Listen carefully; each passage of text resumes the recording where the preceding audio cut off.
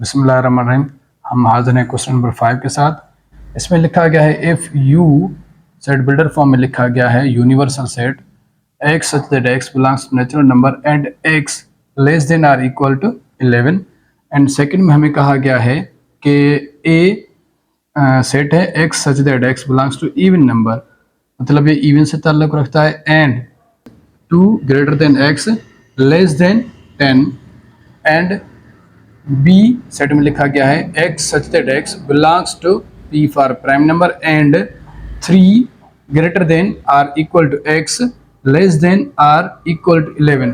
मतलब इसमें कहा गया है कि 2 greater than x less than 10, मतलब इसमें 2 शामिल नहीं है ना ही 10 शामिल है, क्योंकि इसमें नीचे वाली इक्वल की साइन शामिल नहीं है। सेट लिख लेता हूँ, जैसे कि ये यूनिवर्सल सेट है। ठीक है, यूनिवर्सल सेट कहाँ से शुरू हो रहा है? नेचुरल नंबर से। तो 1 से नेचुरल नंबर शुरू होते हैं, 3 4 5 6 7 6 7 8 9 10 और 11।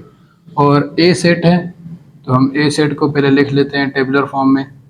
इवन है, कहाँ से शुरू हो रहे हैं? 2 से ज़्यादा, 2 से बड़ा। ठीक है, 2 से बड़ा होता है 4 इवन में। ठीक है, 2 4 6 8, उसके बाद 10 नहीं है। ठीक है, ये यहाँ तक है। उसके बाद हमारे पास है बी सेट, और ये प्राइम है। ये प्राइम है, तो पी अब कहाँ से शुरू हो रहा है? 3 से। 3 इसमें इक्वल की साइन है, तो 3 भी इसमें शामिल है। 3 5 7 एंड 11। तो ये हमने सेट लिख लिए। सेट बिल्डर फॉर्म में से यूनिवर्सल सेट को यहाँ लिखा, उसके बाद इवन सेट को हमने ये लिखा, उसके बाद प्राइम नंबर को सेट को यहाँ हमने लिखा। अब हम डी मॉर्गन्स लॉ को प्रूफ करते हैं। कैसे? देखें, अब जैसे कि अब मैं आपको अगर कहूँ ए यूनियन बी, इसको होल कॉम्प्लीमेंट कर दूं, तो A intersection B, A complement B complement, ये हमारा डी मॉर्गन्स लॉ होता है। ठीक है, मज़ीद भी समझा सकता हूँ, लेकिन इतना ही काफ़ी है। एक स्टेटमेंट हम ये प्रूफ करेंगे, और दूसरी स्टेटमेंट हम प्रूफ करेंगे। यहाँ पे अगर हम, ये एक स्टेटमेंट है और दूसरी स्टेटमेंट ये है, अगर हम यहाँ इंटरसेक्शन करते हैं तो वहाँ जाके क्या करेंगे? हम यूनियन करेंगे। ठीक है, एक इंटरसेक्शन, एक ये स्टेटमेंट, एक और ये स्टेटमेंट, दोनों लॉज को अगर आप कोई भी इनमें से एक प्रूफ करते हैं तो डी मॉर्गन्स लॉ प्रूफ हो जाएगा। इसका जवाब और इसका जवाब, ठीक है, इसका जवाब और इसका जवाब दोनों का सेम होगा, इसका भी और इसका भी सेम होगा। इसका जवाब जो है ना, वो इसके इक्वल होगा, इसका इसके इक्वल होगा, और सेकंड असाइनमेंट का जवाब इसका इसके इक्वल, इसका जवाब इसके इक्वल होगा। तो इन दोनों में से हम पहले ये करें या ये करें, कोई भी करें, आपकी मर्जी है, लेकिन हम ये कर लेते हैं पहले वाला। सिर्फ एक डी मॉर्गन्स लॉ को हम प्रूफ करेंगे, सेकंड प्रूफ करने की ज़रूरत नहीं है। ठीक है, तो हमने क्या करना है? A union B whole complement equal A complement intersection B complement. अब सबसे पहले हम लेफ्ट हैंड साइड को प्रूफ करते हैं। ठीक है, उसके बाद हम राइट हैंड साइड को प्रूफ करेंगे। फिर सबसे पहले हम ब्रैकेट का आंसर मालूम करें, उसके बाद हम इसकी कॉम्प्लीमेंट मालूम करेंगे। ठीक है, तो ये ए के मेंबर कौन से हैं? हमारे पास ए के मेंबर हैं 4। तो ए के मेंबर कौन से हैं? 4 6 और 8। देन सेंटर में यूनियन है, तो यूनियन लिख लेते हैं हम। उसके बाद बी के कौन से एलिमेंट है हमारे पास? बी मतलब, ठीक है ना, पी लिखें आप। ठीक है, बी मतलब पी लिखें। ठीक है, तो पी के एलिमेंट क्या है हमारे पास? 3 5 7 और 11। ठीक है, तो आप ऐसा करें, इसको पी कर दें। ठीक है, तो इसको क्या कर दें? आप पी कर दें, तो आपको शायद समझ ना आए, इसलिए पी कर दें। ठीक है, तो क्या करेंगे हम? ए यूनियन पी। अब इसका जवाब क्या आएगा? हमने सारे एलिमेंट इकट्ठे लिखने होते हैं, लेकिन एक जैसा ना हो। 3 4 5 6 और 7 8 11। अब हमारे पास इसका जवाब मालूम हो गया अंदर ब्रैकेट का। अब इस ब्रैकेट का जो ये हमें जवाब मालूम हुआ है, इसकी क्या करेंगे? हम कॉम्प्लीमेंट करेंगे। तो A union P whole complement universal set के साथ अब हम क्या करेंगे? इसकी कॉम्प्लीमेंट कराएंगे। ठीक है, तो सबसे पहले हमने यू फॉर यूनिवर्सल सेट, तो इसके एलिमेंट पहले लिखने होते हैं। 1 2 3 4 5 6 7 8 9 10 और 11। क्योंकि 1 से लेकर 11 तक है यूनिवर्सल सेट के मेंबर, तो हमने लिख लिया। अब सेंटर में डिफरेंस है, ठीक है, तो हम डिफरेंस लिखेंगे। उसके बाद ए यूनियन पी के मेंबर कौन से हैं? ए यूनियन पी के ये मेंबर है 3 4 5 6 7 8 9, सो 3 4 5 6 7 8 और उसके बाद 11, ठीक है। तो अब क्या करेंगे, हम सेम एलिमेंट खत्म करेंगे। अब सेम एलिमेंट को 3 4 5 6 7 8 और 11, 4 5 6 7 8 और 11। तो अब हमारा जवाब क्या आएगा हमारे पास? ए यूनियन पी का अब जवाब आएगा हमारे पास होल कॉम्प्लीमेंट का 1 2 और उसके बाद कौन सा एलिमेंट बच गया हमारे पास? 9, उसके बाद ये 10, ठीक है। तो याद रखें हमारा लेफ्ट हैंड साइड का आंसर क्या आया? 1 2 9 10। तो अब हम राइट साइड की तरफ चलते हैं। जी, हमने इसका जवाब लेफ्ट हैंड का मालूम कर लिया, ये जवाब हो गया। अब इसको हम कहीं साइड पे लिख लेते हैं आंसर को।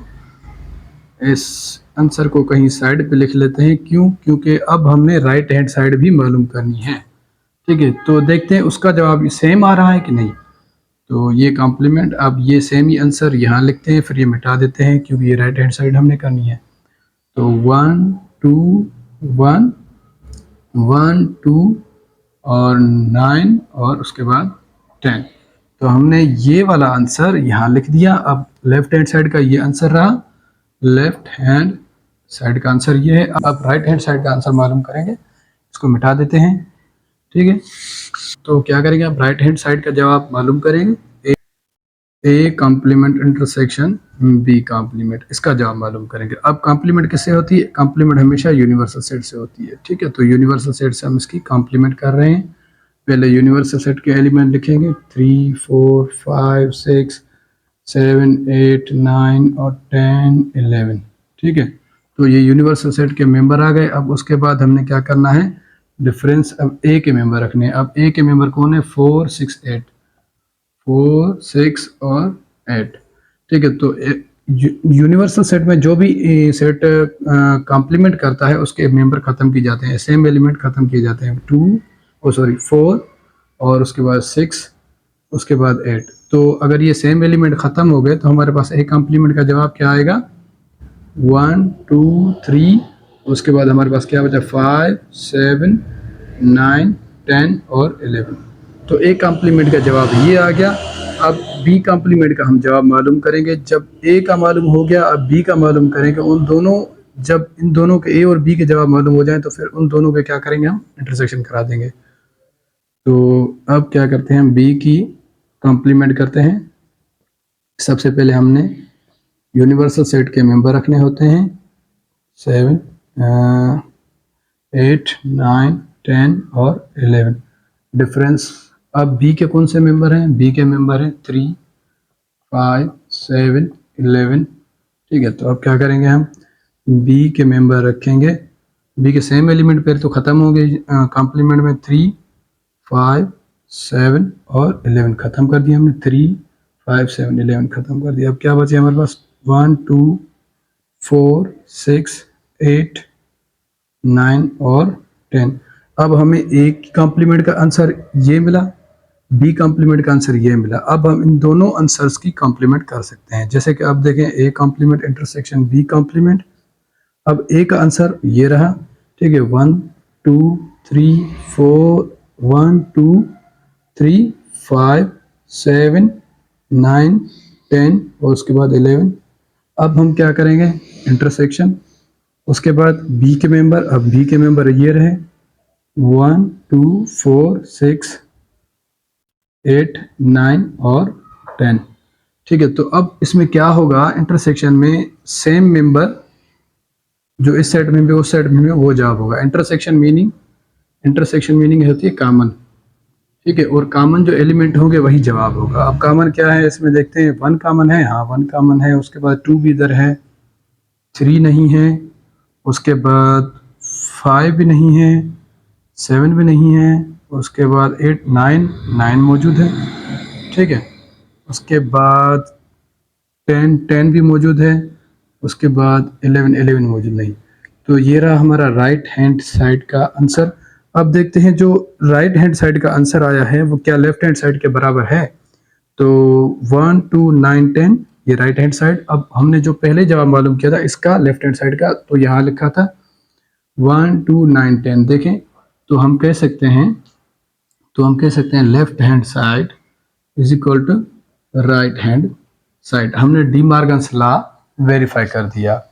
तो इसके साथ एक्सरसाइज 1.2 खत्म होती है। चलते हैं 1.3 की तरफ। यहाँ वेन डायग्राम है।